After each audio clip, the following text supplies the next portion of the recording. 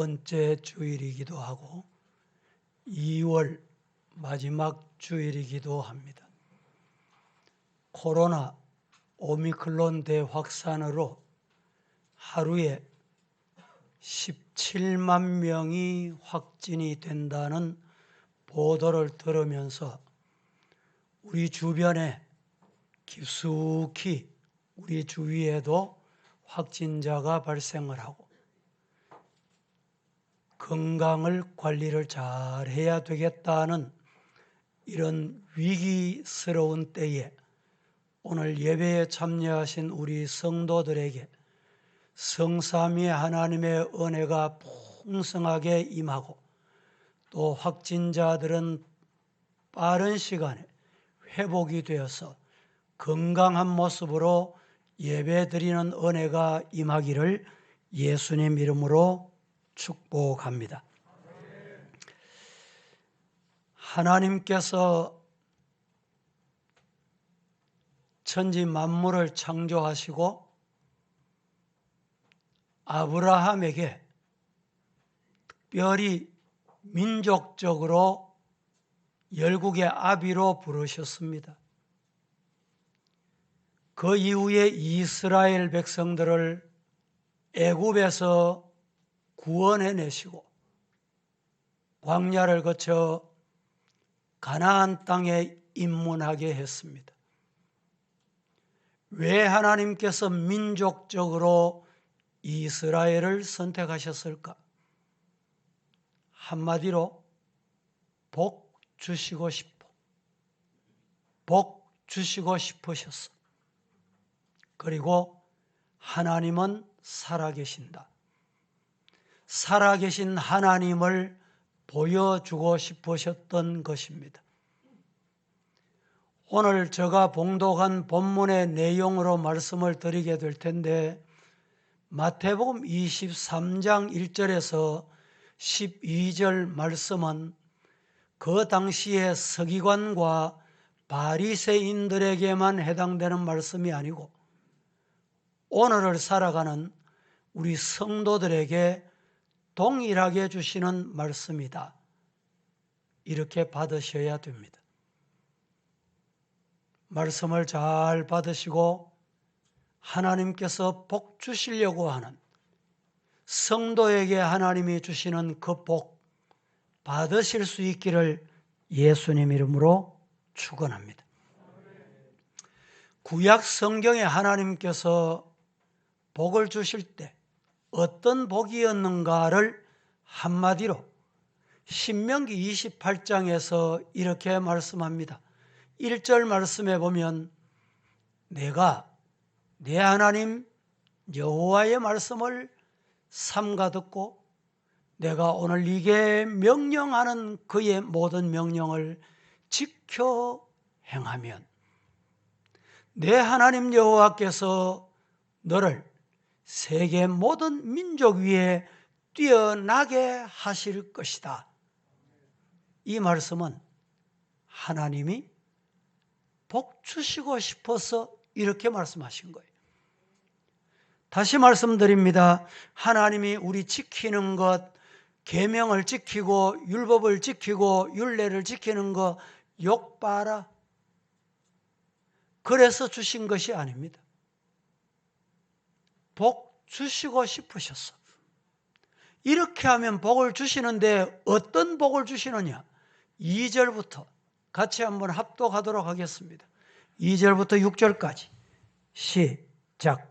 네가 내 하나님 여호와의 말씀을 청종하면 이 모든 복이 내게 임하며 내게 이르리니 성읍에서도 복을 받고 들에서도 복을 받을 것이며 내 몸의 자녀와 내 토지의 소산과 내 짐승의 새끼와 소와 양의 새끼가 복을 받을 것이며 내 광주리의 떡 반죽 그릇이 복을 받을 것이며 네가 들어와도 복을 받고 나가도 복을 받을 것이니라. 이 말씀을 읽고 아멘이 좀 약한 것 같아요. 얼마나 좋은 말씀이에요. 얼마나 귀한 말씀입니까?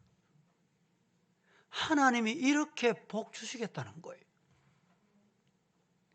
신명기뿐만 아니고 레위기도 보면 26장 3절 4절 합독합니다. 시작. 너희가 내 규례와 계명을 준행하면 내가 너희에게 철 따라 비를 주리니 땅은 그 산물을 내고 밭의 나무는 열매를 맺으리라. 3절에 이렇게 시작하지요. 내 규례와 계명을 뭐하면? 준행이 뭡니까? 지키는 거. 그렇게 살면 내가 너희에게 철 따라 비를 주고 땅은 그 소산을 내서 그 밭의 나무는 열매를 맺게 된다. 열매를 맺게 하시는 분이 누굽니까? 하나님이 수고의 떡을 먹게 하셔야 된다는 말입니다. 뿐만 아니고 신약 성경에 와서도 가장 요약하고 요약해서 한마디로 요한 3서 2절에 이렇게 말씀합니다. 사랑하는 자여, 내 영혼이 잘됨같이 네가 범사에 잘되고 강건하기를 내가 간구하노라. 이 사도 요한의 축복의 음성이 저와 여러분을 위해서 주신 말씀으로 받으시기를 축원합니다. 오늘 또 하나님은 저와 여러분에게 이 복을 주시고 싶으셔서 어떻게 하면 이 복을 받을 수 있는가? 라는 말씀을 기록하고 있습니다. 우리가 잘 아는 역대상 4장 10절 말씀은 이렇게 말합니다. 야베스가 이스라엘 하나님께 아뢰어 이르되 기도해서 말하되 이 말입니다. 주께서 내게 복을 주시려거든 나의 지역을 넓히시고 주의 손으로 나를 도우사 나로 환난을 벗어나게 내게 근심이 없게 하시옵소서 라고 기도했더니 하나님이 그가 구한 것을 어떻게 하셨어요? 허락하셨더라. 여러분에게도 이 음성이 들려지기를 주님 이름으로 축복합니다. 우리 성도들, 장로님들 기도하실 때 이 성경 구절을 꼭 인용하는 경우가 많습니다. 민수기 6장 24절 26절까지 시작. 여호와는 내게 복을 주시고 너를 지키시기를 원하며 여호와는 그의 얼굴을 내게 비추사 은혜 베푸시기를 원하며 여호와는 그 얼굴을 내게로 향하여 드사 평강 주시기를 원하노라 할지니라 하라. 24절 말씀에 여호와는 내게 복을 주시고 너를 지키시기를 원하며 여호와는 그의 얼굴을 내게 비추사 은혜 베푸시기를 원하며 여호와는 그 얼굴을 내게로 향하여 드사 평강 이 평강 주시기를 원하노라. 평강의 복을 받으시기를 예수님 이름으로 축복합니다. 사랑하는 서부의 성도 여러분, 복받는 신앙인이 되어야 합니다. 그런데 예수님 당시에 서기관과 바리새인들은 랍비요, 지도자요, 선생의 자리에 있었습니다. 예수님께서 이들이 모세의 자리에 앉아 있다. 오늘 본문에 2절 말씀 보실까요? 서기관과 바리새인들이 어디 앉아 있어요? 모세의 자리에 앉았으니, 이 모세의 자리에 앉았다는 말이 무슨 말이냐? 모세와 같이 하나님의 말씀인 율법을 받아서 백성들에게 가르치는 중요한 자리를 차지했다 이 말입니다. 백성으로부터 존경받을 수 있는 존귀한 자리였습니다. 이스라엘 백성들에게 복을 주기 위해서 세워놓은 직분의 자리였습니다. 그런데 안타까운 것은 서기관과 바리새인들이 당시에 복을 받지 못했습니다. 백성들에게 존경도 받지 못했습니다. 그래서 마태복음 23장의 내용은 말과 행동이 일치가 안 돼. 교만과 윗선으로 마음에 가득 차 있어. 그래서 예수님께서 이 서기관과 바리새인들을 책망하신 것입니다. 책망의 말씀이 그 당시에 서기관과 바리새인들에게만 하신 말씀이 아니고 오늘 이 시대, 오늘 이 자리에 예배 드리고 있는 우리를 향한 말씀이 아닌가. 우리 자신을 돌아봐야 돼. 존경받고 인정받고 박수받고 선생님, 랍비여, 우리 지도자여, 그것만 요청하고 앉아있지 않냐 이 말이죠. 그래서 오늘 이 시간에는 성도가 하나님이 주시는 복을 받는 비결이 뭔가? 성도가 하나님이 주시는 복을 받으려면 뭘 해야 되는가? 어떻게 믿어야 되는가? 어떻게 살아야 되는가? 이 말씀을 드리려고 합니다.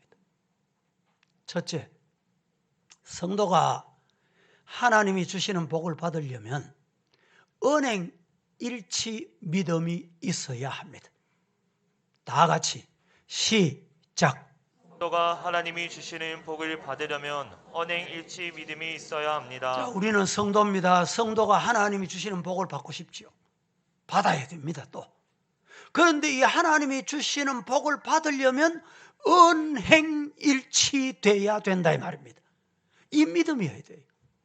믿는다고 하고 직분을 받았다고 하는데 언행이 일치가 안 돼. 그러면 하나님이 주시는 복을 받을 수가 없다는 말입니다. 오늘 보면 3절에 뭐라고 말합니까? 3절에 그러므로 무엇이든지 그들이 말하는 바는 행하고 지키되 그들이 하는 행위는 본받지 말아라. 말은 잘해. 말은 너무너무 잘해. 그런데 행위가 안 따르는 거예요. 일치가 안 되는 거예요. 그래서 행위는 본받지 말아라. 그들의 말만 하고 행치 않는 그 모습 닮아가면 안 된다. 하나님의 복을 받지 못한다 이 말입니다.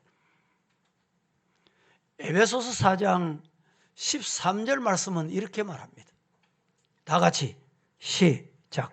우리가 다 하나님의 아들을 믿는 것과 아는 일에 하나가 되어 온전한 사람을 이루어 그리스도의 장성한 분량이 충만한 데까지 이르니니. 중요한 말씀입니다. 우리가 다 하나님의 아들을 믿는 것과 아는 일에 하나가 돼야 돼. 어디 하나가 돼야 돼? 하나님의 아들을 믿는 것과 그 지식을 가지고 아멘 하는 이 일에 하나가 돼야 돼. 교회는 하나가 돼야 됩니다. 어떻게? 하나님의 아들을 믿는 일에. 다른 데 관심 가지고 다른 데 신경 쓰면 안 돼요. 교회에 다 웃지 못합니다.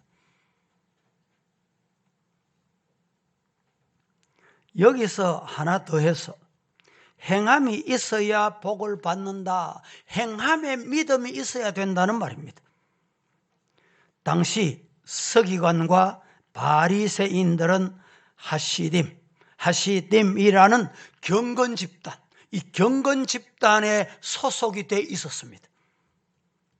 그런데 이들은 경건 집단이라는 곳에 소속이 돼 있으면서도 말하고 행동하는 거하고 가르치는 거하고 사는 삶하고 가르쳐 놓고 자기 삶하고 완전히 딴판이었다 이 말입니다.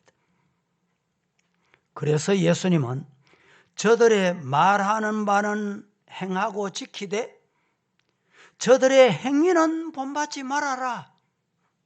가르치는 건 잘 가르쳐. 말은 잘해. 그런데 행동은 그러면 안 된다. 이방인들 행동, 더러운 행동, 불신자의 행동, 사탄의 행동 안 된다는 말입니다. 여러분, 오늘 이 기독교계, 한국교회, 우리 교회 성도들 여러분의 생각은 어떻습니까? 무엇이 문제라고 생각하십니까? 말과 교회 와서 아멘 하고 찬송 부르는 입의 말과 예배를 마치고 주일 예배를 드리고 여러분들이 집에 가거나 직장에 가거나 사회생활하거나 동네 사람을 만나거나 거기에서 행동하는 것 일치가 안 되는 것. 이것이 문제로다 이 말입니다.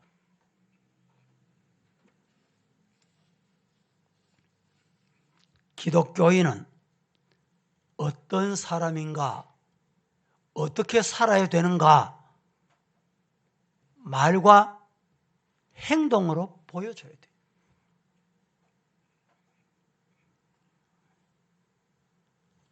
어느 회사에서 불신자들에게 그리스도인은, 성도는, 예수 믿는 사람은 어떤 사람이냐 질문, 설문, 조사를 했답니다. 죄송하지만 설문조사 중에 기독교인들은 말만 하고 도무지 못 믿겠다. 이렇게 답변하는 사람이 가장 많더라는 거예요. 얼마나 부끄러운 얘기입니까?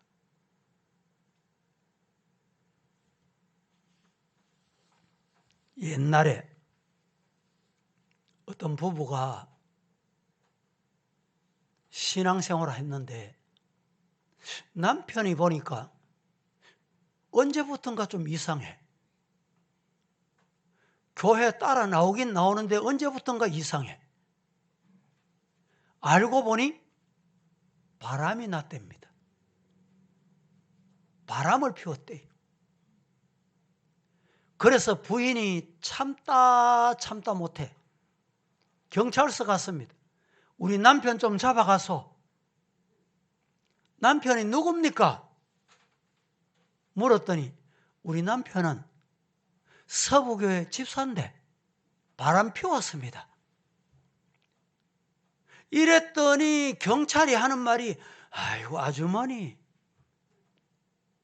아이고 아줌마, 교회 나가는 사람이 무슨 바람을 피워요? 안 잡아가더래요.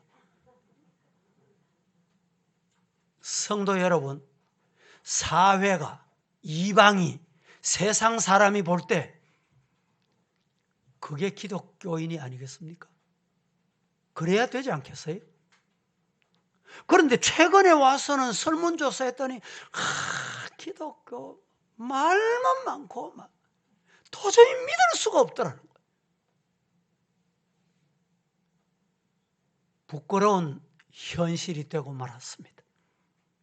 성도 여러분, 교회 직분자라도 오늘 우리가 하나님 앞에서 부끄럽지 않도록 은행이 일치하는 성도가 되기를 예수님 이름으로 축복합니다. 미국 사회는 누가 잘못해가지고 이제 재판을 받습니다. 재판을 받으면 목사가 진정서를 써줘요. 이분은 평소 이런 성격의 사람이고 이런 사람이니까 재판에 참고하셔서 선처해 주시기를 바라옵나이다. 그러면 재판관이 그 말을 신뢰하고 재판에 호의를 베푼다는 거예요. 우리 교회도 제가 여기서 할 말은 아니지만 성도들 중에 그런 경우가 상당히 많았습니다. 미국은 목사 이름의 신뢰성이 아주 높아요. 그런데 우리 한국 목사가 미국에 입국하려면 미국 입국 이미그레이션에서 가장 못 믿는 사람이 한국 목사라는 거예요. 들어갈 때 하고 갈 때가 됐는데 안 나와. 기간이 됐는데 안 와. 출국을 안 해. 여러분, 미국이 아무리 살기 좋아도 우리 성도가 여러분 신뢰, 믿음, 진실성 가지고 그렇다면 왜 이럴까요? 우리 사회는 어떻습니까? 앞서 말씀드린 대로 우리 성도들이 진실성이 결여되는 거예요. 없는 것도 퍼뜨리고 아닌 것도 퍼뜨리고 내 하고 싶은 대로 하고 교인인지 이방인인지 교인인지 신천지인지 믿으려고 왔는지 어지럽히려고 왔는지. 성도 여러분, 언행이 일치하는 성도가 되기를 예수님 이름으로 축복합니다. 오늘날 그리스도인들이 위선적이다. 성도가 너무 위선적이다. 왜 이런 사회가 됐습니까? 사랑하는 성도 여러분, 성도들은 그 이름에 합당하게 살아야 됩니다. 따라하십시다. 우리는 성도다. 제가 신방을 가서 집사님이나 권사님 기도하면서 때로는 성도님 가정 이러면 기도 마치고 나면 목사님, 내 성도 아닙니다 하는 분이 있어. 아, 그래요? 뭡니까? 이렇게 하면 집사입니다. 뭡니까? 이렇게 하면 권사입니다. 여러분, 권사, 집사, 장로보다 더 중요한 게 성도입니다. 성도가 돼야 돼요. 성도. 우리 총신신대원의 교훈은 평생 안 변합니다. 신자가 되라. 신자가 먼저 돼야 돼요. 성도가 되라는 거예요. 그리고 신학자가 되라. 성경을 알아야 돼요. 그리고 목회자가 되라. 성도 여러분, 우리 서부의 성도들은 성도가 먼저 되시기를 주님 이름으로 축복합니다. 성도란 하나님의 자녀다. 하나님의 아들, 딸이다 이 말입니다. 마태복음 10장 3장 10절 다 같이 시작. 이미 도끼가 나무 뿌리에 놓였으니 좋은 열매를 맺지 아니하는 나무마다 찍혀 불에 던져지리라. 여러분, 입만 무성하면 안 됩니다. 오래 다녔다. 내가 이 교회 얼마나 다녔는데, 내가 어떻게 섬겼는데, 과거는 어떻는데. 보세요. 이미 도끼가 나무 뿌리에 놓였으니 좋은 열매 맺지 아니하는 나무마다 불에 던져버린다. 심판이 곧 다가왔다는 말입니다. 속으로 내가 교회 생활을 얼마나 했다고 연조나 자랑하고 직분을 자랑하고 입만 살아 있으면 안 된다 이런 말입니다. 다시 말씀드릴까요? 말보다 진실성. 우리 서부의 성도들 언행이 일치하는 성도가 되기를 예수님 이름으로 축복합니다. 그래야 하나님이 주시는 복을 받습니다. 두 번째, 성도가 하나님이 주시는 복을 받으려면 섬김의 삶이 있어야 됩니다. 섬김이 있어야 돼요. 두 번째, 다 같이 시작. 성도가 하나님이 주시는 복을 받으려면 섬김의 삶이 있어야 합니다. 예, 섬김의 삶을 살아야 됩니다. 오늘 4절은 우리에게 이렇게 일러줍니다. 또 무거운 짐을 묶어 사람의 어깨에 지우되 자기는 이것을 한 손가락으로도 움직이려 하지 아니한다. 손가락도 까딱 안 한다. 우리 경상도 말로 그 말입니다. 성도 여러분, 우리는 섬김의 삶이 우리의 몸에 배어 있어야 돼요. 3월 9일 20대 대통령 선거가 열흘 앞으로 다가왔습니다. 후보가 몇 명 나왔죠? 예, 14명. 저도 여러분이 묻기 전에 내가 알아야 되니까 도대체 후보가 몇 명인지 몰라서 제가 뒤져봤어요. 후보가 14명이라 대통령. 그 중에 공약이 또 희한하더군요. 내가 당선되기만 하면 전 국민에게 관심도 많으시네.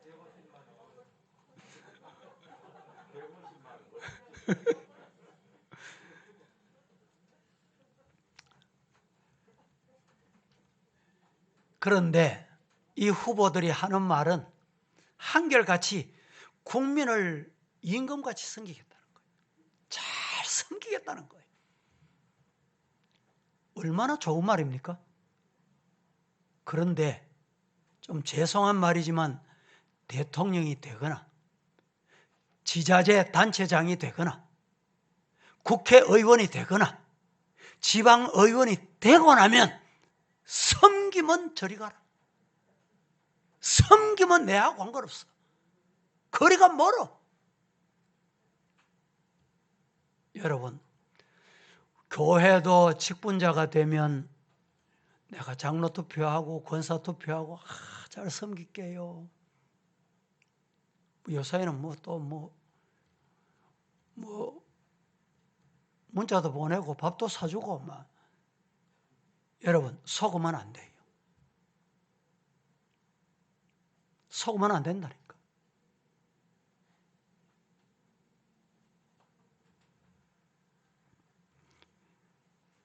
권위의식. 내가 이 교회 몇 년 다녔는데 날 몰라줘? 내가 뭔데? 내가 무슨 직분을 받았는데 날 몰라줘? 이러면 안 된다는 그 말씀입니다. 그래서 교회는 결코 대접받는 자리가 아니고 대접받는 곳이 아닙니다. 섬겨야 돼. 열심히 기도하고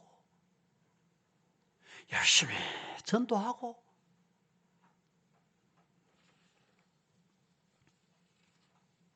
부흥되는 교회, 은혜로운 교회, 좋은 소문난 교회의 특징이 있습니다. 어떤 특징이 있냐? 장로가 되고 장립주사가 되고 권사가 되면 청소하는 일에 앞장서요. 차량 안내하는 데 가장 앞장서요. 그게 좋은 소문이 나서 교회가 부흥이 됩니다. 그런데 부흥 안 되는 교회, 사움박질하는 교회, 가만히 들여다보세요. 들여다보면 왜 내 안 알아주노? 여기서 문제가 발생하는 거예요. 잘 되면 내가 해서 그렇고 잘못되면 다른 사람 탓이고.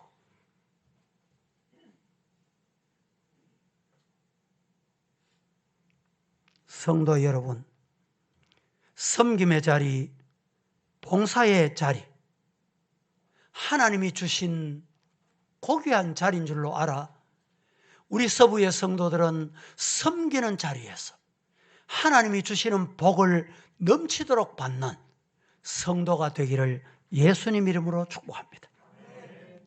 누가복음에서 이렇게 말합니다. 누가복음 17장 7절에서 10절 말씀. 같이 한번 봉독해 보겠습니다. 이 말씀은 설명을 안 드려도, 줄을 안 달아도 잘 읽어보세요. 다 같이 시작. 너희 중 누구에게 밭을 갈거나 양을 치거나 하는 종이 있어 밭에서 돌아오면 그더러 와 앉아서 먹으라 말할 자가 있느냐? 도리어 그더러 내 먹을 것을 준비하고 띠를 띠고 내가 먹고 마시는 동안에 수종 들고 너는 먹겠느냐? 명한 대로 하였다고 종에게 감사하겠느냐? 이와 같이 너희도 명령받은 것을 다 행한 후에 이르기를 우리는 무익한 종이라 우리가 하여야 할 일을 할지니라. 이 누가복음 17장의 내용은 제가 설명을 안 드려도 복음서에서 아주 세밀하게 오늘 말씀을 주시고 있습니다. 마땅히 해야 할 것 했을 것뿐이다는 말입니다. 칭찬받으려 하면 시험이 되고 봉사가 무효화되는 경우가 많습니다. 예수님은 형제를 사랑하되 내 몸같이 사랑해라. 계명입니다. 예수님이 형제를 어떻게 사랑하라? 내 몸같이 사랑해. 내 몸같이. 그런데 우리 성도들은 내 몸같이 사랑하는 섬김이 아니라 시기하고 질투하고 분쟁하고 그렇게 일삼으면 여러분 내 몸이 상하면 어떻게 되겠습니까?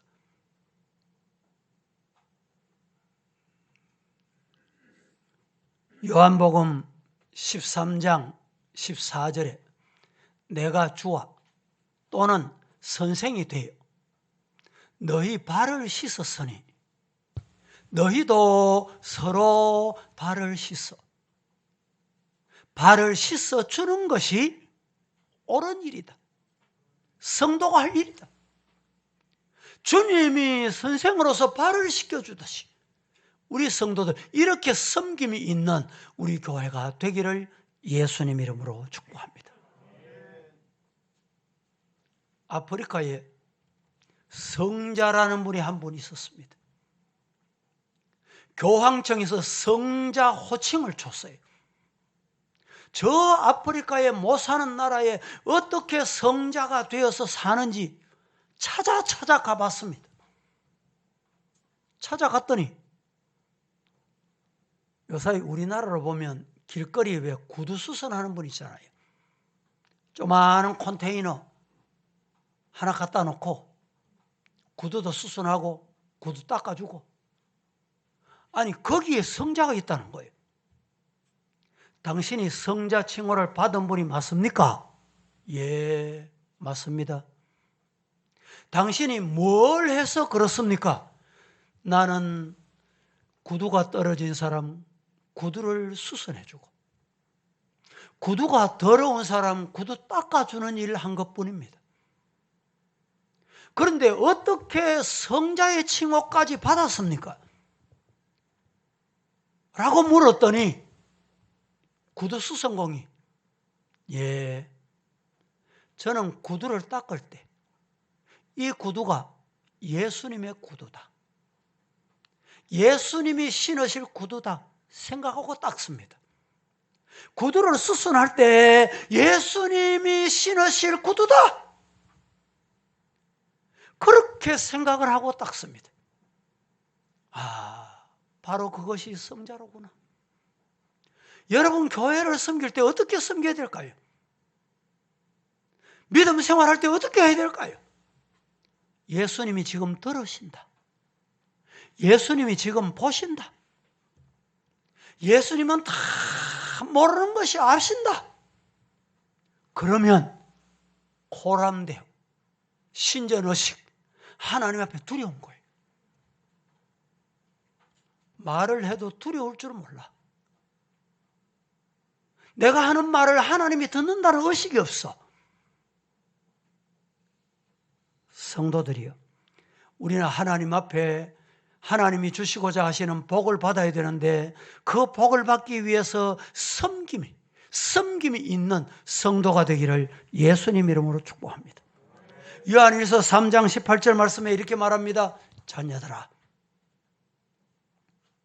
형제들아, 자녀들아, 우리가 말과 혀로만 사랑하지 말고 행함과 진실함으로 하자. 다 같이 한번 합독해 봅니다. 시작. 자녀들아 우리가 말과 혀로만 사랑하지 말고 행함과 진실함으로 하자. 개역 성경에는 형제들아 이렇게 되어 있어요. 형제들아, 우리가 말과 혀로만 사랑하지 말고 행함과 진실함으로 하자. 우리 성도 여러분, 말과 혀로만 하지 말고 행함과 진실함으로 섬김이 있는 저와 여러분 되기를 예수님 이름으로 축복합니다. 세 번째, 성도가 하나님이 주시는 복을 받으려고 하면 세 번째 뭘 해야 되느냐? 겸손한 신앙생활을 해야 됩니다. 첫째는 하나님이 주시는 복을 받으려고 하면 언행일치의 믿음이 있어야 되고, 둘째는 성도가 하나님이 주시는 복을 받으려면 섬김의 생활, 섬김의 삶이 있어야 되고, 셋째는 성도가 하나님이 주시는 복을 받으려면 겸손한 신앙생활이어야 됩니다. 다 같이 셋째, 시작. 성도가 하나님이 주시는 복을 받으려면 겸손한 신앙생활을 해야 합니다. 예. 우리 성도들은 겸손한 성도가 되기를 예수님 이름으로 축복합니다. 오늘 본문 보실까요? 7절, 8절에 뭐라고 말합니까? 다 같이 시작. 땅에서 문안 받는 것과 사람에게 랍비라 칭함을 받는 것을 좋아하느니라. 그러나 너희는 랍비라 칭함을 받지 말라. 너희 선생은 하나요 너희는 다 형제니라. 교회는 높고 낮음이 없다, 다 형제다 이 말입니다. 이방 사람들이 혹 생각할 때 집사님 이러면 아니 네 아직 장로 성김 못 했나 이렇게 합니다. 장로교는 여러분 계급이 없습니다. 계급이 아닙니다. 다 형제라 그러잖아요. 형제. 교회 안에 랍비가 없어요. 교회 안에 지도자가 없어요. 교회 안에 스승이 따로 없습니다. 다 형제.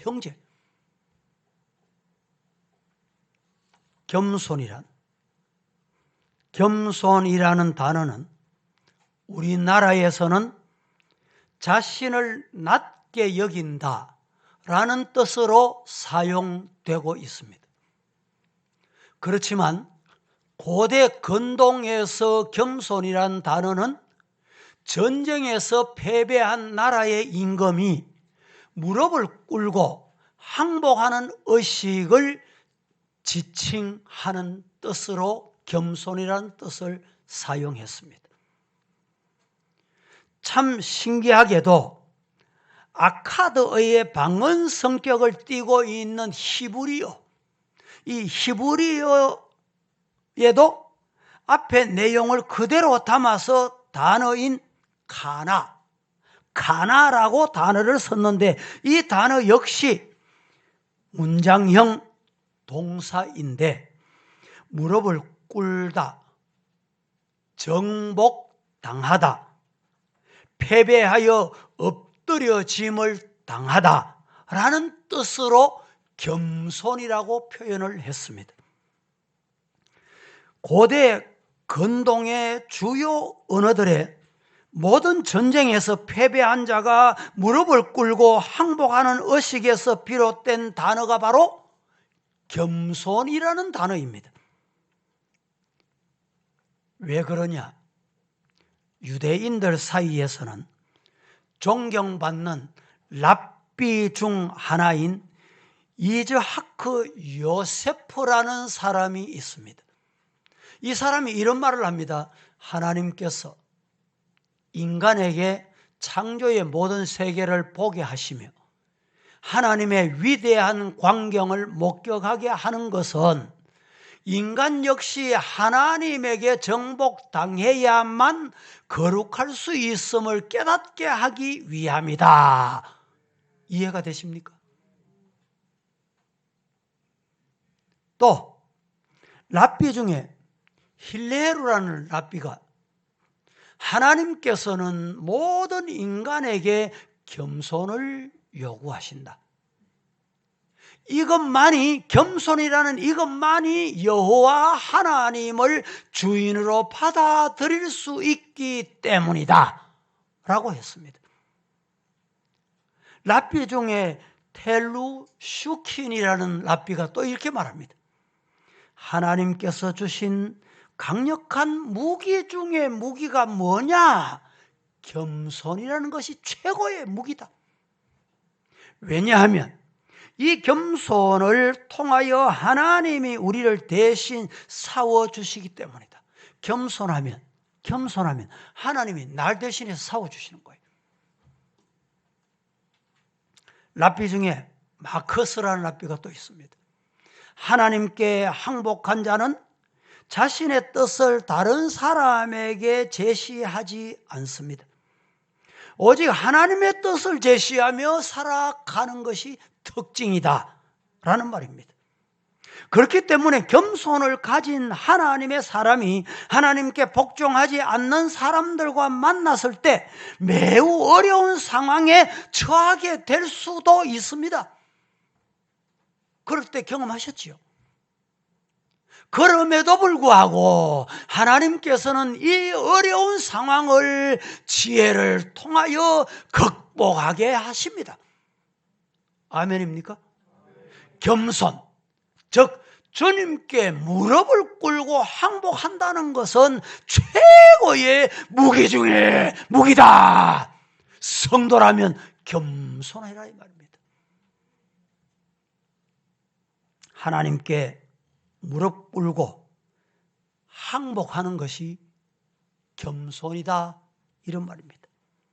우리 성도 여러분, 오늘 본문에 예수님 당시 서기관과 바리새인들은 겸손이라고는 찾아볼 수 없습니다. 아주 교만했습니다. 오늘 본문 보실까요? 9절과 10절 한번 보겠습니다. 다 같이 시작. 땅에 있는 자를 아버지라 하지 말라. 너희의 아버지는 한 분이시니 곧 하늘에 계신 이시니라.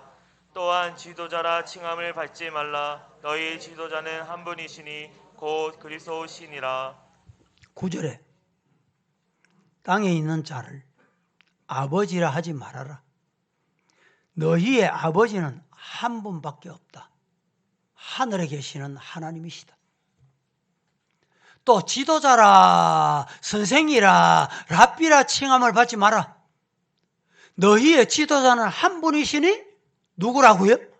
그리스도 예수님이시다. 믿으시기를 주님 이름으로 축복합니다.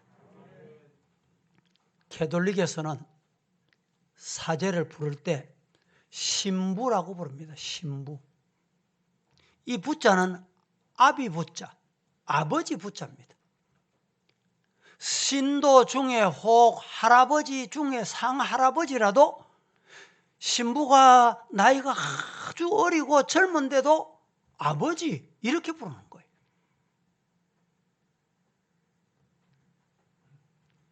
타 종파를, 타 종교를 제가 비난하고 싶은 생각은 없습니다. 그래서 부패가 일어나는 거예요.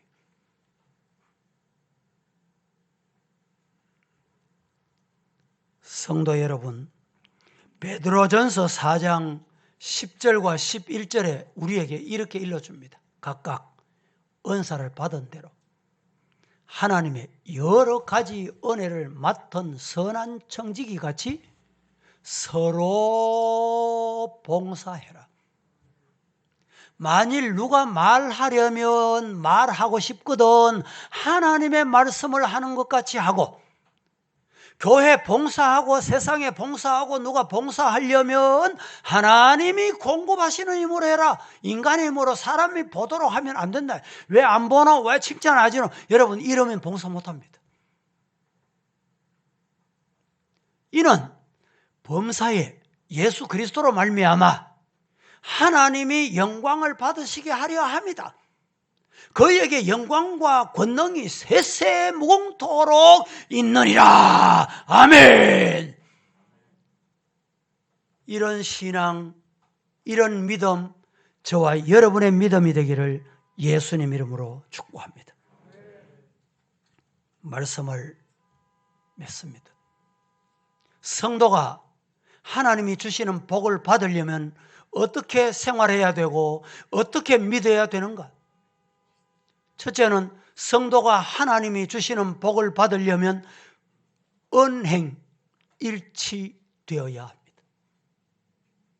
둘째는 성도가 하나님이 주시는 복을 받으려고 하면 섬김의 생활, 섬김의 삶을 살아야 됩니다.